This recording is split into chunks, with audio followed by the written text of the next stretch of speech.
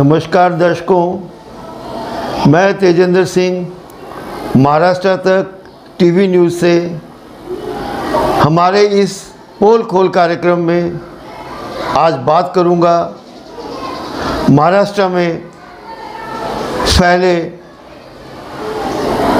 Transfer posting के खेल की। ट्रांसफ़र पोस्टिंग, मलाईदार पोस्टिंग के लिए दौड़, मलाईदार पोस्टिंग के लिए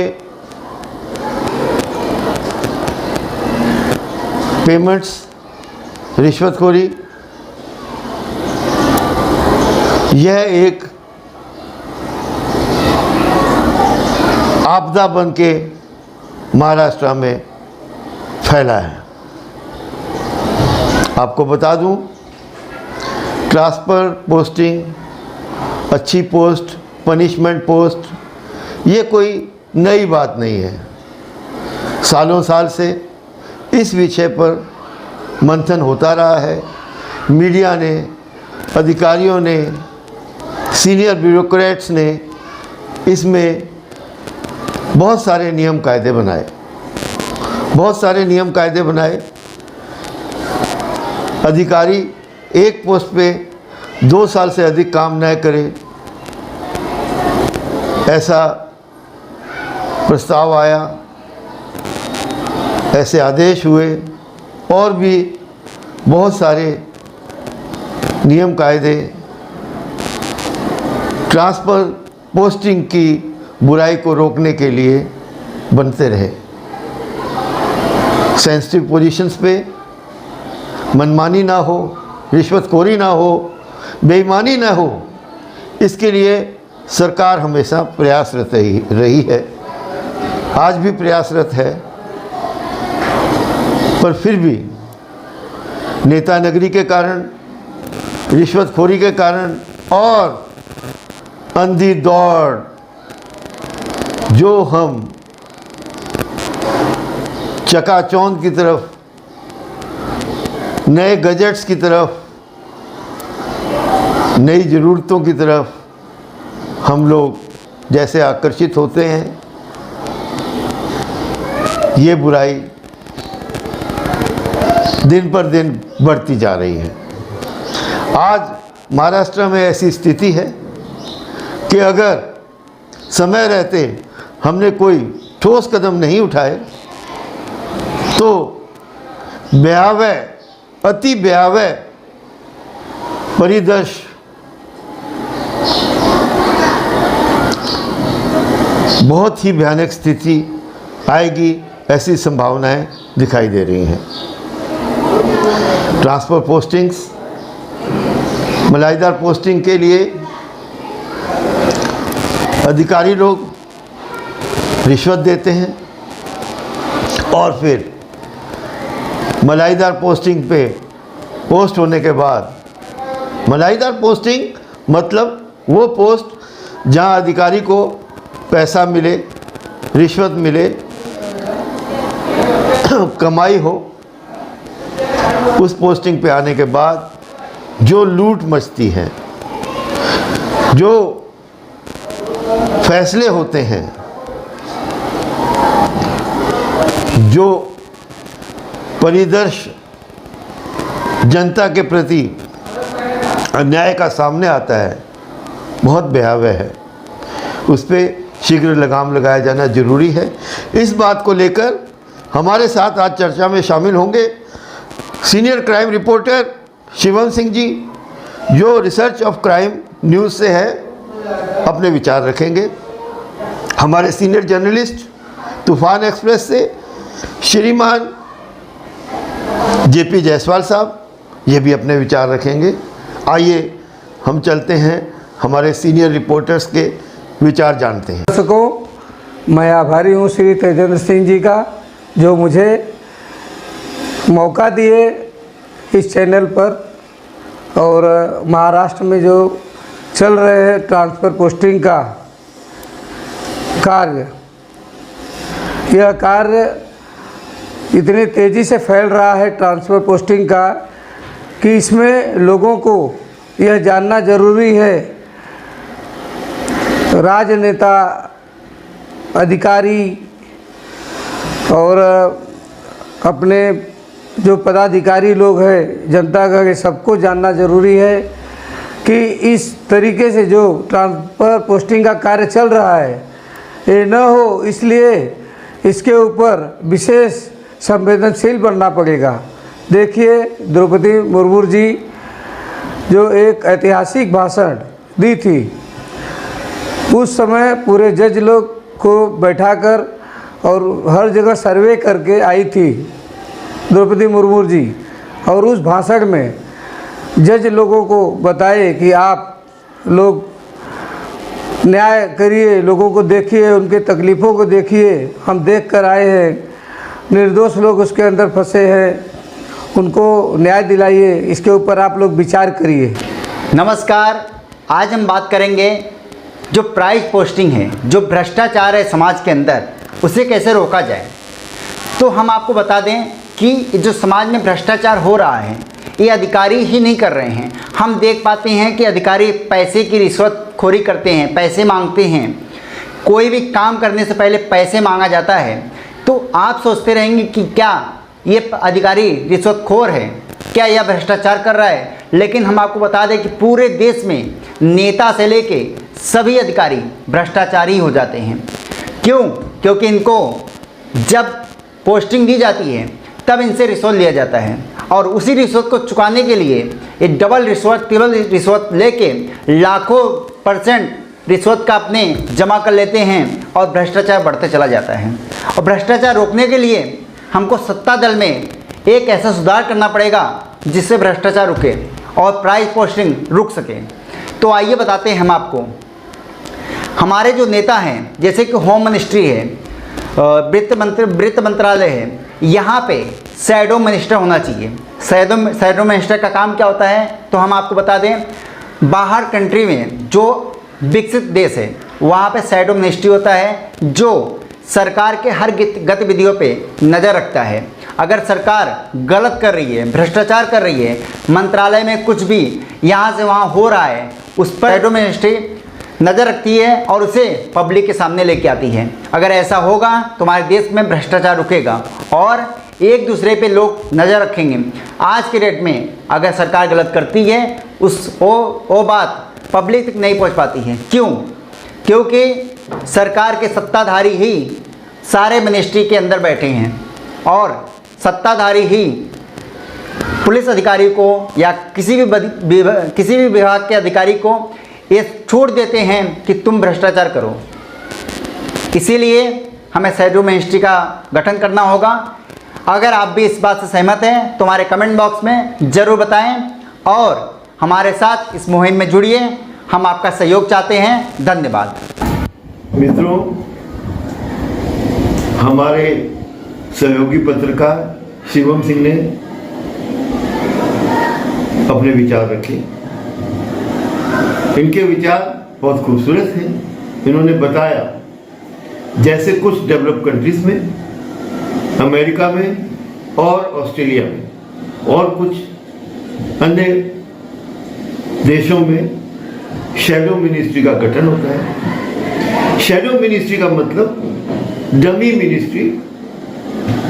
विपक्षी पार्टी के कुछ सदस्य अलग अलग मंत्रालय में विपक्षी पार्टी द्वारा अपॉइंट किए जाते हैं, अलग अलग दफ्तरों में अपॉइंट किए जाते हैं, जिनका काम होता है उस मंत्रालय के कामकाज को देखना। श्री शिवम सिंह जी ने हमें बताया कि हमारे सरकारी दफ्तरों में, हमारे कार्यालयों में, हमारी सेंसिटिव ऑफिशियल पोजीशंस में, मंत्रालयों में shadow officers, shadow officials, shadow ministers appoint किए जाएं, जिनकी जिम्मेदारी हो अधिकारी के कामकाज को देखें और सूचना जनता के सामने लाएं।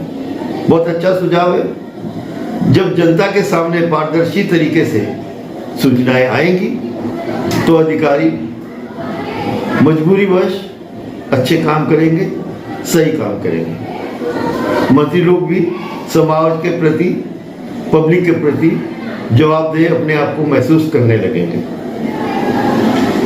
हमारे दूसरे मित्र श्री जयप्रकाश जायसवाल जी ने बड़ा जोशीला भाषण दिया और दूसरे तरीके से इस समस्या का समाधान बताया। जयप्रकाश जायसवाल जी का कहना है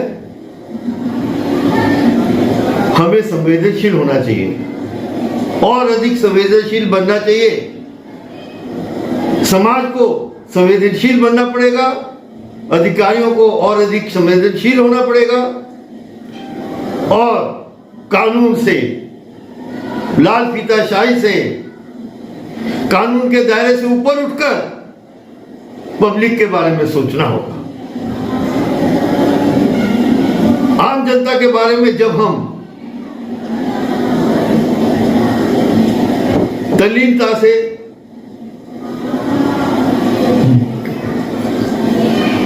सीरियस तरीके से सोचेंगे तभी कुछ समाधान निकल कर सामने आ सकेगा। इस मामले में जयप्रकाश जायसवाल जी ने हमें बताया, हमारी माननीय राष्ट्रपति द्रौपदी मुर्मू का वक्तव्य हमें याद दिलाया।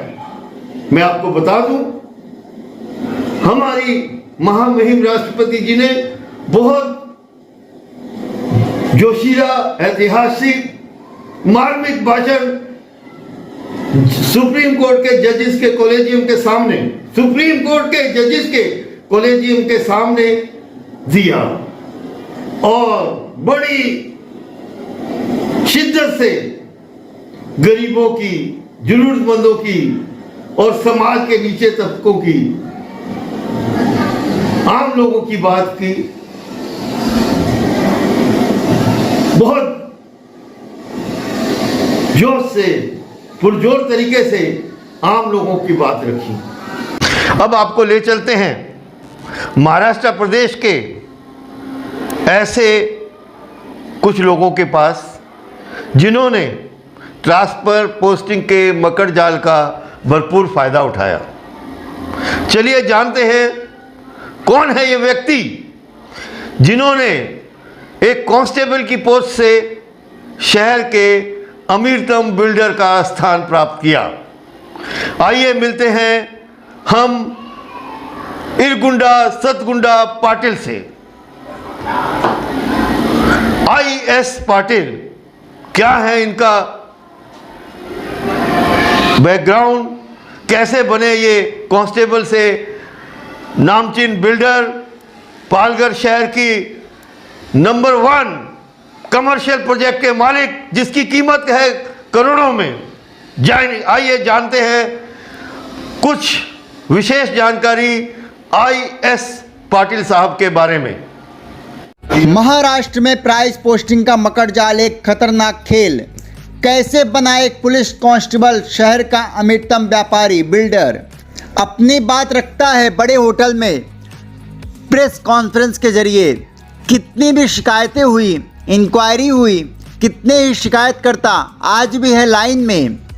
नहीं हो सकता कुछ भी इनकी शान के खिलाफ। आज चलता है फॉर्च्यूनर जैसी बड़ी गाड़ियों से, है 100 करोड़ से अधिक की संपत्ति का मालिक। आइए अब हम आपको बताते हैं इनकी सारी प्रॉपर्टी के बारे में विस्तार से और इनकी पत्नी के फर्जी दस्तावेज के बारे में। आज भी इनके खिलाफ 350 पेज की शिकायत आज भी पेंडिंग है, जिस पर कोई कार्रवाई अभी तक नहीं हुई है। शिकायत दर श्रीकांत ने रिटायर्ड इंस्पेक्टर IS पाटिल के खिलाफ प्रशासन को दर्ज करवाई है। ये देखिए अब आप इनकी यह प्रॉपर्टी जो पालघर शहर का सबसे कीमती कॉमर्शियल प्रोजेक्ट है, जिसकी कीमत करोड़ों में है। इनकी पत्नी मंगला पाटिल के नाम से प्रोजेक्ट चालू है। गोलगांव 4 रोटी टोल नाका पालघर के पास जमीन, कीमत करोड़ों में। एक बंगला संजीवनी पुलिस कॉलोनी बोईसर में।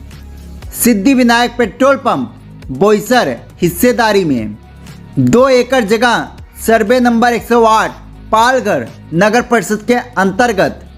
जमीन दत्तानगर टेम्भोड़े पालघर में, बंगला और जमीन माकुनसर गांव सपाले में।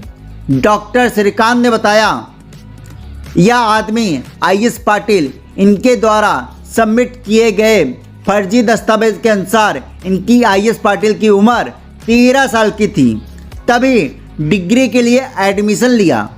दस्तावेज के अनुसार 1982-83 में 11वीं के कॉमर्स में ग्रेजुएशन की पढ़ाई के लिए एडमिशन लिया, लेकिन उसी साल 1983 में 12वीं भी पास हुआ और सर्विस में लग गया और आगे की पढ़ाई रेगुलर स्टूडेंट करके पढ़ते गया और डिग्री पाया। SYBA 1986-87 में किया।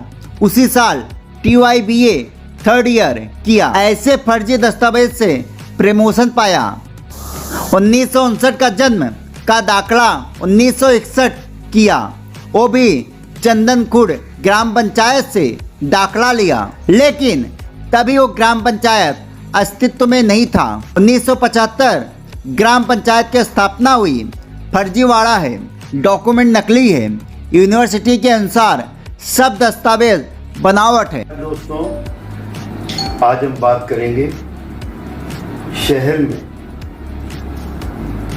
कार्यरत सफेद पोश गुंडों के बारे में। हमें आज डॉक्टर श्रीकांत ने बताया किस प्रकार से एक पूर्व इंस्पेक्टर सफेद पोश क्रिमिनल या सफेद पोश गुंडा उनको झूठे केसों में फंसाकर, डराकर, धमकाकर लूट रहा है और उनके हिस्से की संपत्ति उनसे छीन रहा है या उनको नहीं दे रहा है। डॉक्टर बुद्धे ने बताया कि इन्होंने अपनी खून पसीने की गाड़ी कमाई, बैंक से कर्ज लेकर पैसा एक व्यक्ति को दिया जिनका नाम है इरगुंडा सतगुंडा पाटिल। यह व्यक्ति बाद में इन्हें मालूम हुआ कि एक सफेद पोश गुंडा है और उस व्यक्ति से पैसा मांगने पर या जमीन वापस मांगने पर किस तरह की प्रताड़नाएं इन्हें झेलनी पड़ी, हम आइए उन्हीं की ज़बानी सुनते हैं। डॉक्टर श्रीकांत, क्या कहना चाहेंगे आप? मैं यही कहना चाहता हूँ, मैंने जगह के लिए पैसा दिया था, मेरे को जगह ही मांगता है ये मैंने डिमांड किया था, इसलिए मैंने उनको SMS भेजा था। और SMS भेजने का उनको गुस्सा आया और मेरे को पेट्रोल पंप से उन्होंने टर्मिनेट कर दिया। इसलिए मेरे पेट्रोल पंप में हमको 5 साल का चलाने को दिया था, इसलिए मेरा पूरा पैसा उसमें फंस गया। मैं मेरा प्रोफेशनल लोन, LIC लोन, मतलब बच्चों लोगों की सब सिक्योरिटी उसमें ये रखा था, गिरवी रखा था बैंक के अंदर। तो वो जो SMS पढ़ नहीं पाते, वो उसके ऊपर से मैंने 5 साल की 50 साल 5 साल का जो लोगों का सब मैंने सिक्योरिटी तोड़ के मेरी खुद की बिल्डिंग मार्केट करके पंप ने पैसा डाला था। ये इसका सब प्रूफ ऑलरेडी कोर्ट में साबित हो गया है। कोर्ट से ऑर्डर होने के बाद उन्होंने 2009 को मेरे को पंप से निकाला और 2016 में तो पंप जब जैसा ऑर्डर हो गया तब पंप रिटर्न करो उनको, तैसा उन्होंने वो तोड़ दिया। यानी उसके बाद भी उन्होंने मेरे को टर्मिनेट करने के बाद भी 5 से 6 साल पेट्रोल पंप चलाया और ऊपर से बोलते कि हमने बाद इंडियन ऑयल की ऑब्जेक्शन आया इसलिए निकाला। ऐसा कुछ भी नहीं हुआ था। एक्चुअली हमको निकालने के बाद इन्होंने 6 साल पेट्रोल पंप चलाया। एक्चुअली उसकी पत्नी अनएजुकेटेड है, इसलिए वो कोर्ट में आना नहीं चाहता है, कितने पुलिस स्टेशन में नहीं लाना चाहता है, किधर भी नहीं हो, और इसलिए हमारे ऊपर छोटा केस डाल रहा है। ये भी मैं साबित कर सकता हूँ। ऊपर से उसकी पढ़ाई की, उनके खुद की पढ़ाई के बारे में जो आदमी मेरा SMS पढ़ नहीं सकता, उसके वजह से मैंने उनकी जानकारी निकाला, उनका सर्विस बुक निकाला। वो कांस्टेबल करके और सर्विस पे लगे। उनके सर्विस बुक में उनकी कास्ट बदली हुई है, उनकी डेट ऑफ बर्थ बदली हुई है, एक एक साल में 2-2 परीक्षा पास किया हुआ है, यानी नौकरी के लगने के बाद कंटिन्यूस वो पढ़ाई करते रहा, नियमित विद्यार्थी करके, यानी रेगुलर स्टूडेंट करके। How it is possible? That is not possible. Doctor साहब ने हमें बताया कि इन्होंने इरगुंडा सतगुंडा पाटिल नाम के व्यक्ति को कुछ पैसा देकर 7 गुंठा जमीन खरीदी। जमीन एकदम शहर के मुख्य चौराहे पर है, 4 रास्ते में है। वो जमीन का इन्होंने इरगुंडा सतगुंडा पाटिल नाम के व्यक्ति के साथ साठे करार किया, बाकायदा बैंक के थ्रू उनको पैसा दिया। उसके बाद इन्होंने इरगुंडा सतगुंडा पाटिल का पेट्रोल पंप लीज पे लिया, भाड़े पे लिया और कुछ समय चलाया। क्योंकि इरगुंडा सतगुंडा पाटिल एक बदनीयत व्यक्ति है, सफेद पोश गुंडे हैं, बिजनेसमैन के सफेद पोश बिजनेसमैन के वेश में एक गुंडे हैं। उन्होंने गैर कानूनी तरीके से डॉक्टर साहब को, डॉक्टर श्रीकांत जी को अपनी जमीन से, अपने पेट्रोल पंप से बेदखल कर दिया। अब अपने हिस्से की लड़ाई लड़ने पर, कोर्ट कचहरी करने पर डॉक्टर श्रीकांत बुद्धे को वह व्यक्ति IS पाटिल, इरगुंडा सतगुंडा पाटिल नाम का व्यक्ति तरह तरह से डॉक्टर श्रीकांत बुद्धे को प्रताड़ित करता है, झूठे केस में फंसाता है। हाल ही में उन्होंने एक झूठी FIR इनके नाम से लिखाई। FIR नंबर 0101/24 पारगर पुलिस स्टेशन में इनके नाम रजिस्टर हुई, जिसमें कोई तथ्य नहीं। इस प्रकार से कभी यह व्यक्ति डॉक्टर श्रीकांत जी के ऊपर जानलेवा हमला करते हैं, कभी झूठी FIR लिखाते हैं, कभी छीना झपटी करते हैं, कभी डरा धमकाकर इनको शहर छोड़ने के लिए कहते हैं। ऐसी स्थिति में डॉक्टर श्रीकांत जी की कानून से, प्रशासन से दुहाई है, विनय है, विनम्रता से निवेदन है कि इन्हें न्याय मिले। इसके लिए जो भी जरूरी कदम प्रशासन उठाना चाहे उठाए, यह इनकी पुरजोर प्रार्थना है। महाराष्ट्र टीवी से तेजेंद्र सिंह की रिपोर्ट।